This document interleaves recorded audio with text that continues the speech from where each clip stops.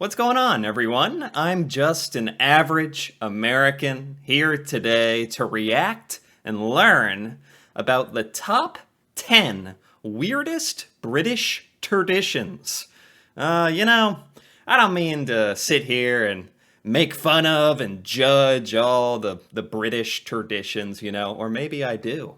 Maybe that's exactly what I mean. Okay, no. Maybe a little, maybe not. I'll try to be a little respectful. But if these are funny, it's all in good fun. I mean, gosh, if I think about some American traditions, I'm sure we have some of the nuttiest, weirdest kind of stuff you can imagine. I don't know. I mean, what do? We let a turkey live at the White House every year, and then we all agree we're not going to eat that turkey every year and give it a name. And anyway, so I can't even imagine what some of the other fun kind of traditions are in the rest of the world, like Britain. And with that being said, enough, talking about it. Let's check it out. The weird traditions. The United Kingdom is crammed with cultural customs, but some are a little bit stranger than others. And for this list, we're... Whoa. Yeah, that's the thing is, with cultural traditions and whatnot, they're really only strange to foreigners looking in from the outside, people who aren't familiar with the culture. So from within your society, I'm sure all the traditions are like, what do you mean? This is just what we do. This is how it is. And you rarely get to kind of step back and look at it from an outsider's perspective, like, what I'm about to do. We're celebrating the strangest of all. Number 10, tar barrel racing. Tar barrel racing. This actually sounds like something Americans would love. On November 5th, most of us are content to gather around a raging bonfire, eat charred sausages, and watch firework displays. But Okay. for the residents of Ottery St. Mary, Wait, on what date? tar barrel racing. On November 5th, most of us are... November 5th. What's so significant about November 5th? November. Google. Please. 5th. Britain. British holiday. Yes. Yes, Google understands what I'm saying. The British holiday, celebrated with fireworks and bonfires, commemorates the failed gunpowder plot of 1605, Guy Fawkes Day. I am somewhat familiar with this. I definitely didn't know what date it fell on, but apparently there's some tar barrel racing going on to celebrate as well. Sounds kind of fun, actually. They're content to gather around a raging bonfire, eat charred sausages, and watch firework displays. Okay. But for the residents of Ottery St. Mary, that's far too boring. Oh, so this is kind of a very specific region of Britain? Oh my By god. soaking barrels in tar, setting them on fire, and carrying them into the center of town as quickly as they can. I don't know why I thought, like in America, we do this crazy stuff where in some places you maybe build a little cart out of a barrel, you put wheels on it. I thought we were gonna be riding in these barrels or getting in them, and we're just lighting them on fire and running around town with them. That's actually way more badass. Oh my god, could this hurt you? This is getting, like, right up in his face. Fancy giving it a go yourself? Look at that picture. That's a picture you can, my goodness. That's something you can hang on your wall at home and be like, oh, yeah, that was me. I'm running around with a giant flaming piece of wood on my back. Unfortunately, the privilege is only extended to people born in the town, or who have lived there for most of their lives. Is this supposed to somehow... Does this have anything to do with the gunpowder plot thing? Like maybe the gunpowder was in barrels and this is simulating running around with a giant flaming barrel? I don't know. I'm trying to make sense of this, Oh my, this is, I'd be the one guy there who's like the one annoying guy there who's like, isn't this a safety issue? We shouldn't be doing this. We could get hurt. And everyone would be like, shut up. Let us run around with our flaming barrels. Number 9, weighing the mayor. Weighing the mayor. Where are... Does London have a mayor, by the way? I guess mayors are sort of for towns and cities. So this is probably a very specific town, isn't it? Where we weigh the mayor. Kind of, it could make him self-conscious. Over to High Wycombe, where the locals are pretty tough on corruption in local government. Okay. Ever since 1678, the mayor has been publicly weighed at the start and end of their time in office. What? What does this have to do with making sure there's no corruption? Weighing the mayor, like if he stuffed his pockets full of gold coins from the bank, like that far back, and then we know he's corrupt. The reason? Because if the incumbent had put on weight during their term, the overeating was traditionally seen to be at the taxpayer's expense. I wasn't totally off the mark there, right? They're weighing him to see if he's stuffing his face full of food that the taxpayers are all paying for. That's like, probably not the most scientific way to measure corruption, but at the same time, probably puts just the right amount of fear into the mayor for him to be honest. Historically, the crowd reacted by pelting the apparently corrupt official with rotten tomatoes and fruit. And probably gives the politicians being weighed a really big incentive to go on a diet or something, or else they're going to be pelted with melons. That's really motivating. Nowadays, things are a bit more civilized, and the worst a heavyset mayor can expect is some light booing. Oh, now we just boo you. Boo! Number 8, Up Hellia. Up Hellia. I don't even know what that means. Is that English? Originating in the 1880s, an offshoot of tarbarreling in fact, Up Hellia sees Shetland Islanders celebrate the end of the festive season with a nod to their Viking history. Shetland Island. Where is this? Shetland Pony? No, Shetland Island. This is in Scotland. Okay. There we are. Right there. Whoa. Well, it's having trouble loading. Oh, wow. Oh, I never even thought about this little island up here. Look at this. That's kind of fun. Oh, wow. Huh, it's pretty far from the mainland, huh? Well, probably not that far. And the Faroe Islands? Who's up here in the Faroe? Okay, I gotta all right, but for now, let's take a look at this. Wow, that's pretty cool, by the way. They have a whole replica of a Viking warship parading through the streets. That's kind of awesome. To their Viking history. Yeah, this is awesome. On the last Tuesday of January, the streets of Lerwick see up to 1,000 torch-bearing participants dressed as Viking warriors. This is exactly like how Americans are obsessed in certain parts of America with Civil War reenactments and stuff, where Americans dress up as either Confederate or Union soldiers and they reenact battles they love. This is actually more of a parade right here, which is more fun. Actually, makes a bit more sense. You don't spend all day pretending to be shot by a old-timey rifle like Americans do. Parade through the town. Their final destination is a Viking longship, which is ceremoniously set ablaze. Oh, that's so cool. Oh my goodness, this would be so cool to see. Afterwards, the community comes together to party with dancing through the night and what must be a hefty cleanup the next morning. Oh my gosh, this is like the most badass parade ever. A bunch of Viking reenactments running around with a ship and then setting it on fire and then running out to go have a dance party. That puts American celebrations to shame. This is much cooler.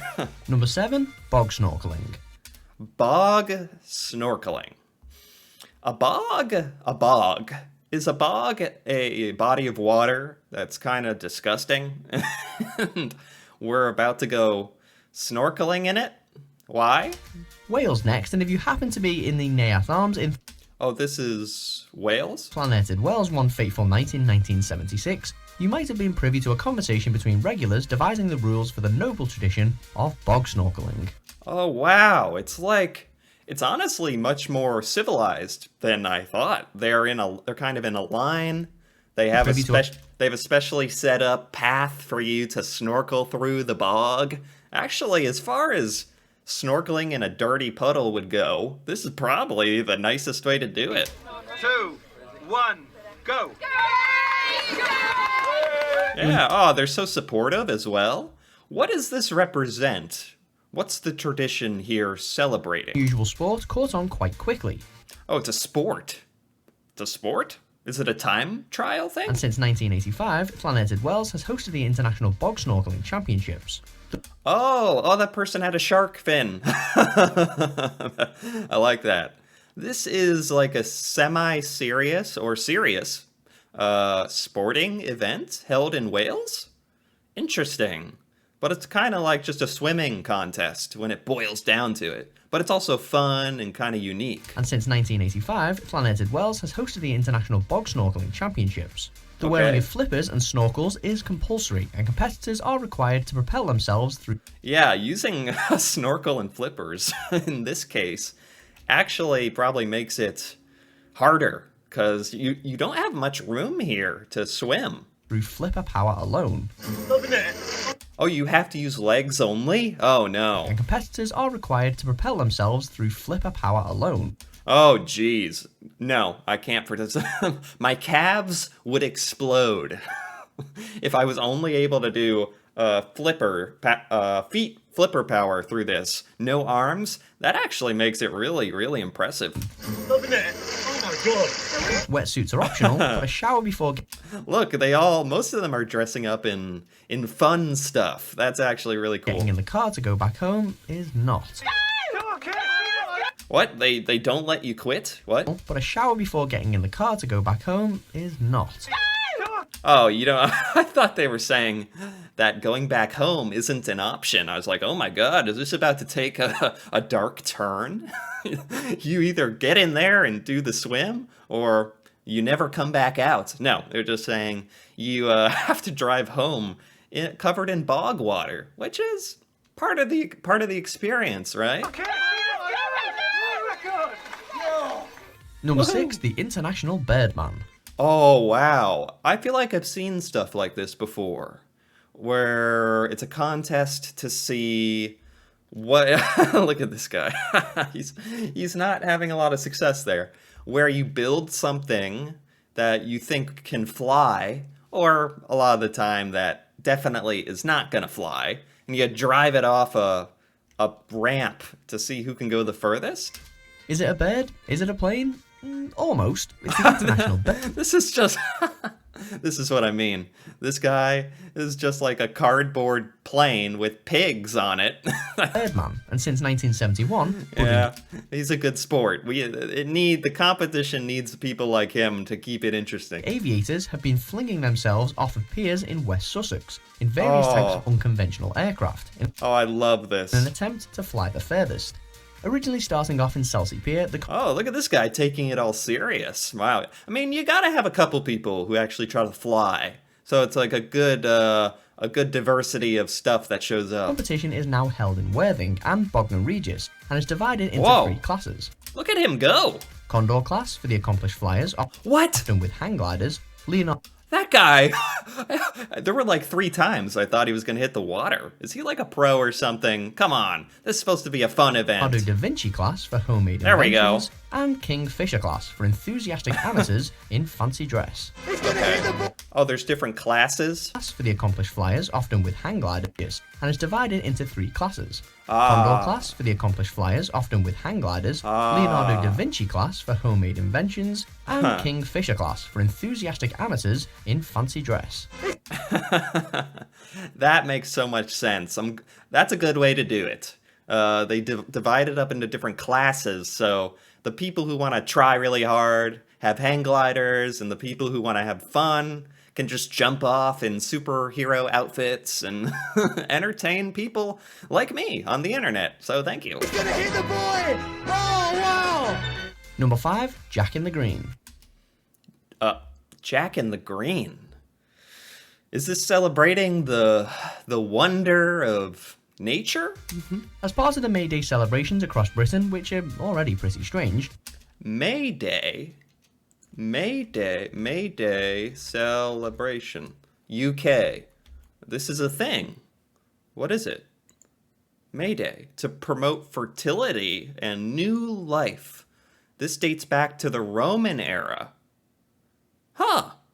May Day. I've heard that term. Never knew it was a huge celebration in Britain. A Jack in the Green is the lucky participant of a parade who gets to dress head to toe in foliage and other garlands. I mean, in America, sometimes green and plants that look kind of like this represent fertility, so there is a kind of connection I'm making here. To what, sir, do we owe this pleasure?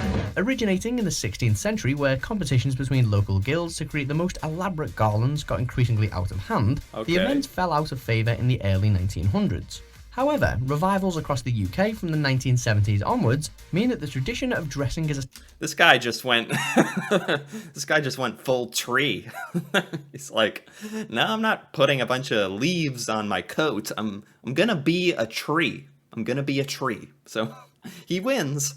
So this tradition stems back hundreds of years. That's more the thing I expect with these traditions, to be from a long time ago. Essentially, a massive hedge is still alive and well. Huh. That seems fun. And it's a part of the whole May Day celebration, which I don't know what else goes into that. That could be a whole other thing I could learn about. Number 4, worm charming. Oh, geez. At least it doesn't say worm eating contest. Worm charming? Does that mean you're trying to control the worms? Trying to play an instrument like a snake and charm it? Like make it do a little wiggle dance? Am I totally off here? 3, 1.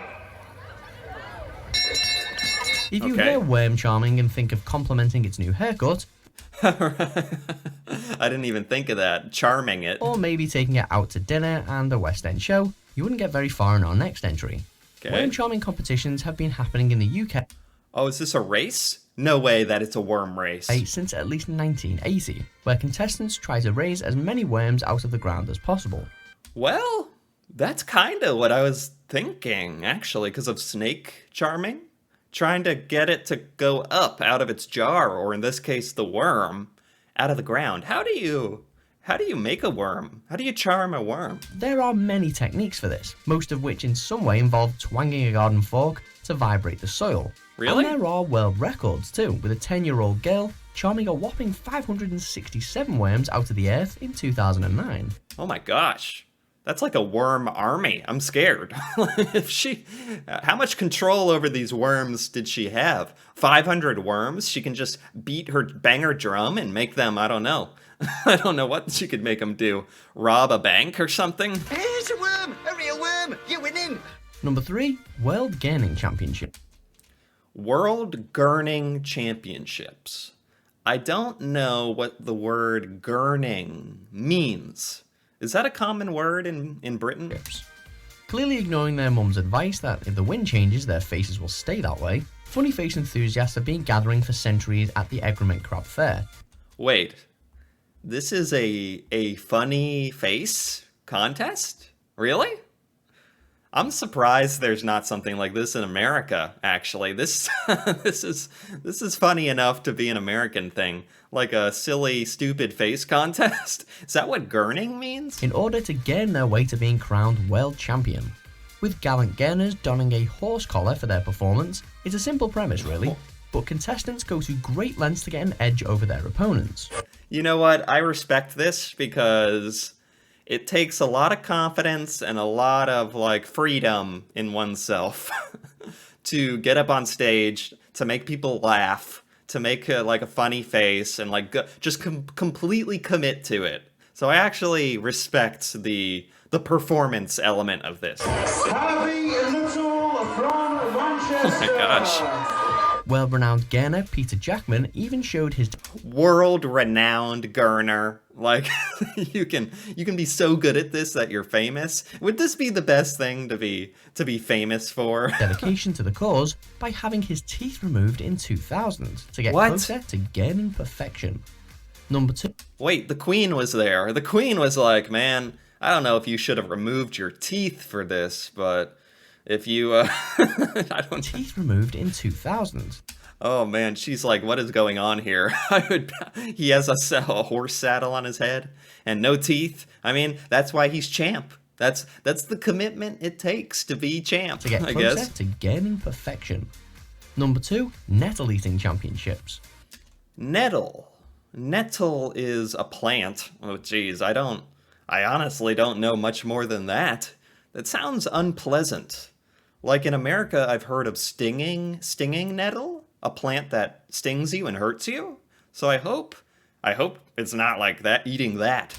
Disproving the notion that English cuisine is bland and inoffensive, the Bottle Inn in Marshwood, Dorset, has been serving up stinging nettles to adventurous competitors since the late 1980s. No. Wait. I mean, I've never been touched by stinging nettle, but I'm pretty sure it hurts you. I mean, hold on here. I need to look at this. Stinging nettle comes up. Google knows what I'm thinking. A plant with pointed leaves. What does it do? Decrease swelling and increase urination. Jeez. What does it do to the body? It treats painful muscles and joints? What? It helps you? Can it hurt you? Hurt? Stinging nettle hurt? The hairs or spines are normally very painful to the touch. That's what I thought. So, you don't want to be eating this, do you? That's a lot of nettle. Maybe that's what makes it a contest. A tradition stemming from an argument between two farmers about who had the longest nettles in their field, with one pledging to eat any nettles longer than his. The competition now Wow. has dedicated men's and women's categories, and Okay. attracts foliage chompers Oh, do you get to dip it in your beer? That would help. from all around the world, Try not to get too many under the table. We do watch for that. with past champions eating up to 80 feet of nettles. You need taste buds of steel for this one. Maybe if you eat it a certain way, or maybe it's just not as painful as I thought, but this seemed dangerous to me at first. It's not like eating poison ivy, though. It's stinging nettle. Maybe it's more doable than I realize. Not that I'm about to go find out. I'll leave it to them. Good for them. Stinging nettle eating contest. My goodness. Number 1, cheese rolling. Cheese rolling.